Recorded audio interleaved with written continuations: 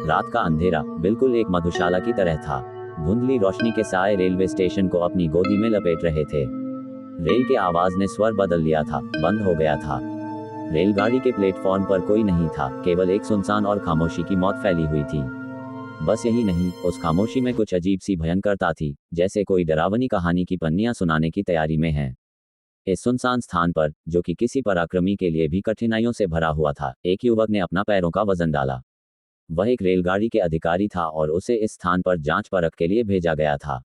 उसका नाम विक्रम था। विक्रम को रेलगाड़ी की आवाज में बदलाव का आदेश मिला था, इसलिए वह इस अजीब स्थान पर आया था। उसे पता था कि यह काम अजीब और खतरनाक हो सकता है, लेकिन वह अपने कर्तव्य के प्रति पूरी तरह से समर्पित था। जब वह प्लेटफॉर्म पर पहुंचा, तो वह देखा कि वहां कुछ अनोखा है। रेल के किनारे पर एक पुरानी भूतिया रेलगाड़ी खड़ी थी। धूप, कोहरा और चिपचिपा मौसम उसके साथ गड़बड़ का माहौल बना रहा था। विक्रम को थोड़ी सी देर तक अजीब सा महसूस होता था, जैसे कुछ गलत होने वाला है। विक्रम ने अपनी लाल बत्ती को उजागर किया और उसने वातावरण को बेहतर ढंग से देखा। रेलगाड़ी की दीवारों पर थोड़ी सी सियाह दाग और उसकी रंगीन तस्वीरें थीं। इससे लग रहा था कि यह रेलगाड़ी कई वर्षों से यहाँ खड़ी है।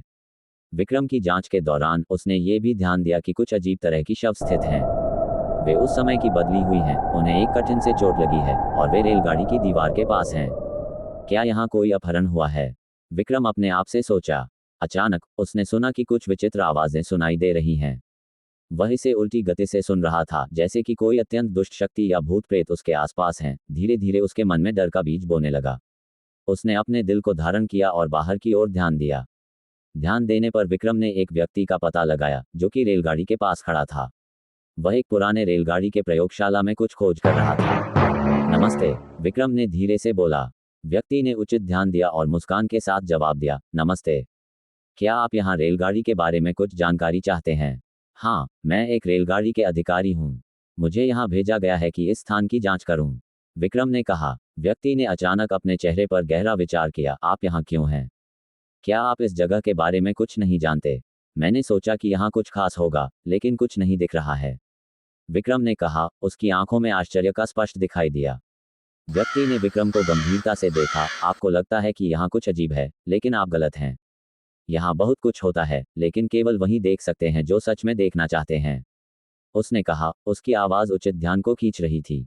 विक्रम के मन में एक अजीब सा अवसाद महसूस हो रहा था, जैसे कि कुछ बड़ा अद्भुत उसको जकड़ रहा हो। आप क्या मतलब कर रहे हैं? विक्रम ने पूछा। उसकी आवाज में उत्साह की कमी थी। व्यक्ति ने मुस्कराते हुए कहा, चलिए मैं आपको कुछ दिखाता हूँ। और फिर वह रेलगाड़ी के पास से चला गया। विक्रम उसके पीछे चला गया। उसका हृदय तेजी से धड़क रहा था, जैसे कि कुछ बड़ा होने वाला है। व्यक्ति ने रेलगाड़ी के दरवाजे को खोला और अंदर चला गया। विक्रम उसके पीछे जा रहा था, लेकिन उसकी कड़ी हिम्मत उसे रोक रही थी। जैसे ही वह रेलगाड़ी के अंदर पहुंचा, तो उसने आश्चर्यचकित होकर खड़ा हो गया। रेलगाड़ी के अंदर कुछ अनोखी बातें थीं। यहाँ वहाँ जगह जगह पुराने सामान और खोजे जाने वाले वस्त्र फैले हुए थे। धीरे धीरे विक्रम के सामने एक गहरा गड़बड़ उभरा, जैसे कि वह रेलगाड़ी के भीतर ही कोई और दुनिया में खो गया है।